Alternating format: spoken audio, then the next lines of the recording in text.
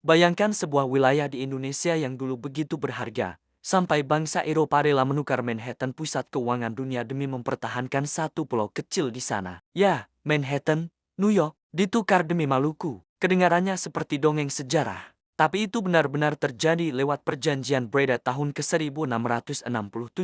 Dan itu menunjukkan satu hal penting, Maluku sejak dulu selalu menjadi rebutan dunia. Dulu karena rempah-rempah, sekarang karena energi dan mineral masa depan. Selamat datang di babak baru kebangkitan Indonesia Timur. Karena di tahun 2026 ini, dunia kembali menoleh ke Kepulauan Maluku dan Maluku Utara. Tapi kali ini bukan karena pala dan cengkih, melainkan karena dua emas baru dunia. Nikel untuk baterai kendaraan listrik dan gas alam raksasa untuk masa depan energi Asia. Dan angka-angkanya benar-benar mengejutkan. Maluku Utara mencatat pertumbuhan ekonomi 34%. Ya, 34%. Itu bukan angka normal. Banyak negara di dunia tidak pernah menyentuh pertumbuhan setinggi itu. Saat ekonomi nasional tumbuh di kisaran 5%, Maluku Utara melesat seperti roket ekonomi baru Indonesia. Pertanyaannya sekarang, apa sebenarnya yang sedang terjadi di timur Indonesia? Jawabannya bisa diringkas dalam satu kata, hilirisasi. Selama bertahun-tahun, Indonesia dikenal sebagai negara penjual bahan mentah. Biji nikel dikirim ke luar negeri, mineral mentah dijual murah,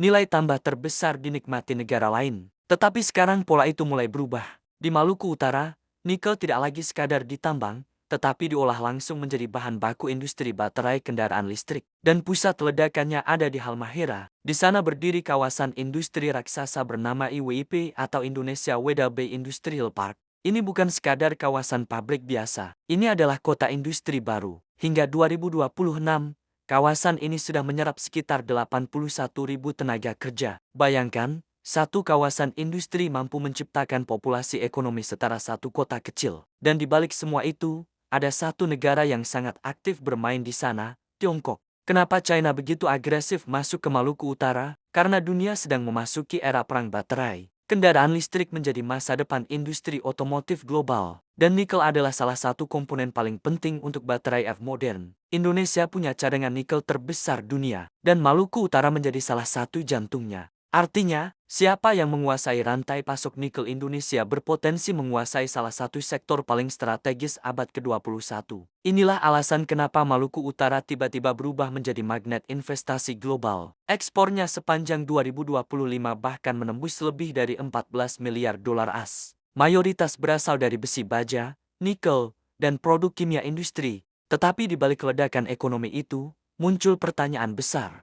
Apakah rakyat lokal benar-benar ikut menikmati kemakmurannya? Karena inilah paradoks klasik ekonomi sumber daya. Secara statistik, PDRB naik sangat tinggi. Tetapi di lapangan, masih muncul keluhan soal inflasi pangan, kerusakan lingkungan, dan ketimpangan sosial. Beberapa analis bahkan menyebut fenomena ini sebagai unclave economy. Ekonomi tumbuh sangat cepat, tetapi pertumbuhan itu terkonsentrasi di dalam kawasan industri. Sementara masyarakat di luar pagar industri belum sepenuhnya merasakan lonjakan kesejahteraan yang sama. Dan disinilah cerita Maluku menjadi semakin menarik. Karena ketika Maluku Utara meledak lewat nikel, Maluku bagian selatan justru mengambil jalan berbeda. Pertumbuhannya hanya sekitar 4%, jauh lebih rendah dibanding utara. Tetapi kualitas manusianya justru relatif lebih baik. Indeks pembangunan manusianya lebih tinggi. Artinya, pendidikan dan kesehatan di Maluku secara historis lebih stabil. Namun sekarang, selatan sedang menunggu satu proyek yang bisa mengubah segalanya.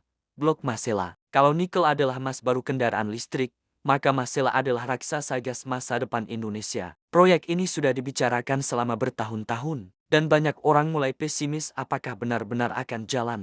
Tetapi memasuki 2025 dan 2026 situasinya mulai berubah. Pemerintah mulai mendorong Final Investment Decision atau FID agar selesai. Nilai proyeknya tidak main-main, mencapai sekitar 342 triliun. Kalau proyek ini benar-benar berjalan, Kepulauan Tanimbar bisa mengalami transformasi ekonomi besar seperti yang terjadi di Halmahera. Dan secara geopolitik, Masela sangat strategis. Karena dunia memang sedang menuju energi hijau. Tetapi gas alam masih dipandang sebagai energi transisi paling realistis sebelum dunia benar-benar meninggalkan fosil.